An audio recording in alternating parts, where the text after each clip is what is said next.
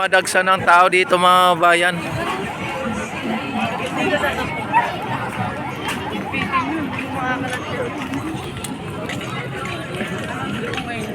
Yan, update tayo dito para sa ganun ay makita po ninyo ang sitwasyon dito sa may Ilog Pasig Esplanade mga babayan.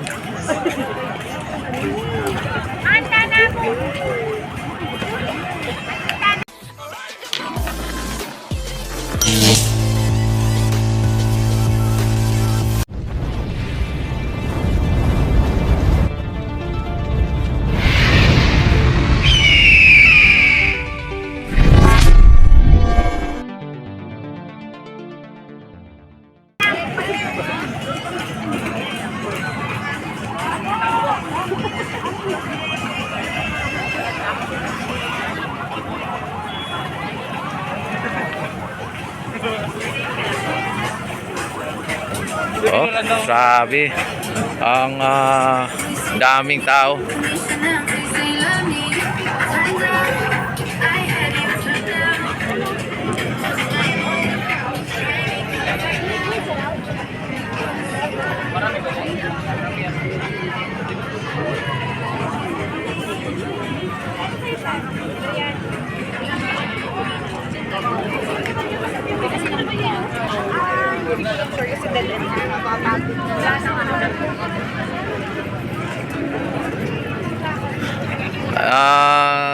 Ito ang ang pasyalan, ang bagong pasyalan ng Maynila. Kaya ito ay dinadagsa talaga ito ng mga taga Maynila, hindi lang taga Maynila kundi talagang Metro Manila.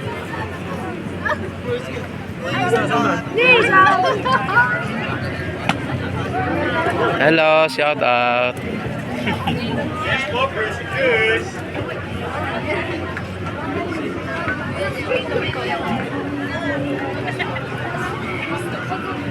Sorry, madirisip.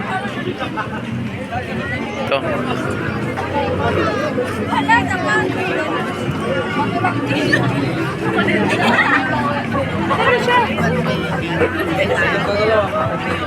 Makita mo naman dito kapag may mga gagawa ng mga kalukuhan dito ay sigurado bugbog sarado dito.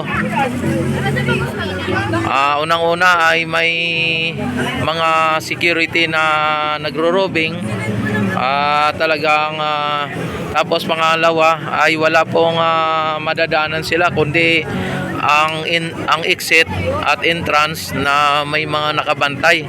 Katulad nito ang ating security naka-robbing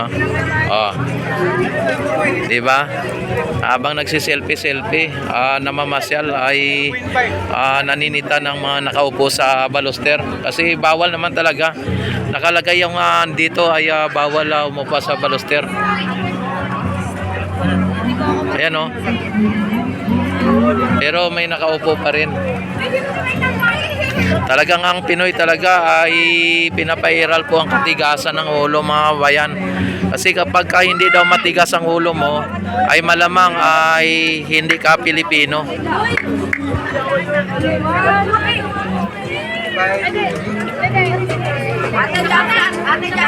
Mga kabataan, mga bayan, no? Oy, wait lang! Bigyan kami! Jamjan! Oy, Jamjan! Eh, tangi na! Oy, may vlogger tayo! Pero nag-vlogger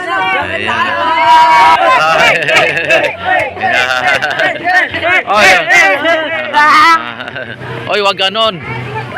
Ayan. Hello. Shout out. Ayan. Nakikita naman ninyo mga bayan ang mga namamasyal dito ay masaya lang. Talagang mawawala po ang stress mo dito kapag nandito ka. Kaya sa mga na-stress ay punta lang po kayo dito para sa ganon ay ayan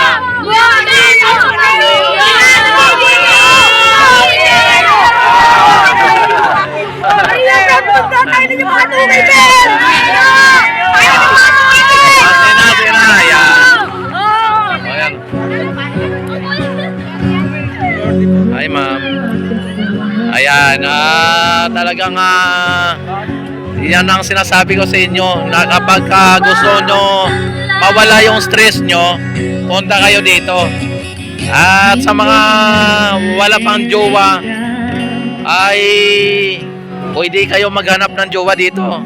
Yung ano dito, ginagawang ano ng mga bata, ginagawang slide. Ginawang slidean, grabe naman to. Ang cute ng ang cute ng bata, nag-slide. Hindi. Yan. Grabe mga bayan. At dito nagkanda bol-bol ng tao dito. Ayan, ginawa na pong slidean yung ano dito, grabe. Ayan mga bata, nag-slide na dito sa may ano.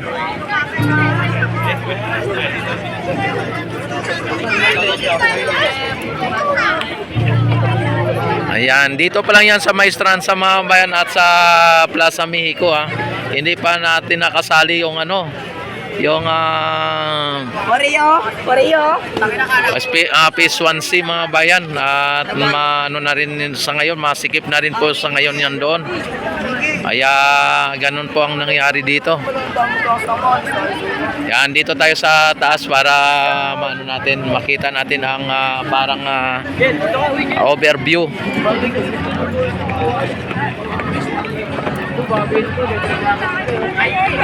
Yan, at dito ata si Papa D,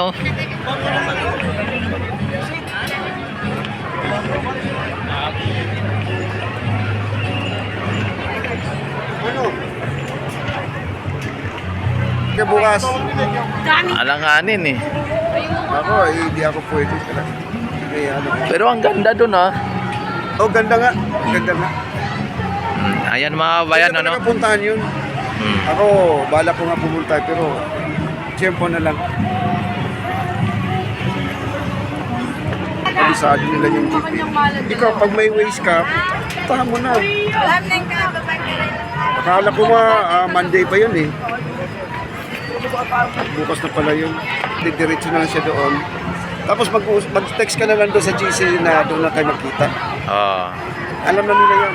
Kita-kita na kayo. Maganda doon Polo yata pa ba? Polo. Ano, paki-search na ma'am Dayan. Polo yata. Paki-search na. Kasi pupuntahan na nila Rex bukas. Nila Gian Dorian. Ako di ako makapunta dahil may biyahe niya. Negative? Hindi kaya? Ano ako sa San Roque, Bulacan. Ayan mga Ito, puntahan natin. Ayan mga bayan, at ang daming tao talaga dito sa may Esplanade mga bayan. Ayan, kung inyo nakikita talagang halos hindi mahulugan na karayom, pero aguhan na po mga bayan kasi ang lalaki ang dami. Yan. Ito. Sobrang daming tao dito. Yan, at lalo nga dumadami ang tao mga bayan, yan nagsipagdatingan Yan, nagsipagdatingan ng mga dito lalong dumadami ang tao dito.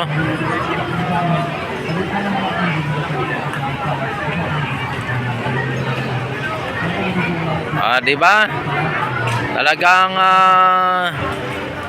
gabi-gabi dito mga babayan ay talagang dinadagsa ng taong bayan dito.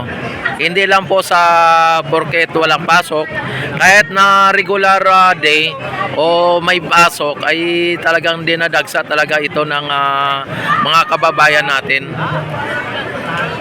Wala pong pinipiling araw or gabi. Kaya lang kung ipagkumpara o ipaghambing mo sa weekend o kaya sa holiday, kapag walang pasok ay mas marami talaga yung walang pasok. Kapag Sabado at saka Linggo o kaya mga halimbawa yung mga holiday ay talagang marami talagang namamasyal dito kaysa sa regular day. Ayan. May ayan nagsipagdatingan Ayan. Grabe mga bayan, at dito mo lang makikita yung mga tao na sobrang dami kapag araw ng ganitong oras.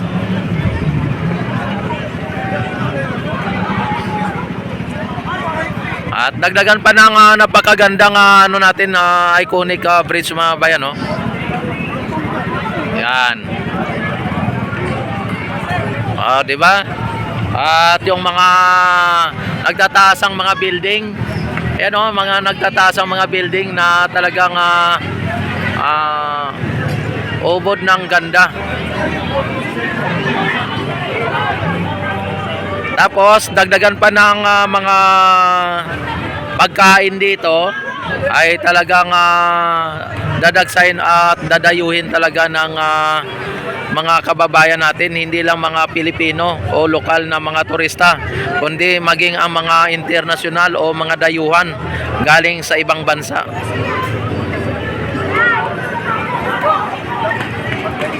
Kaya don't forget like and subscribe, no?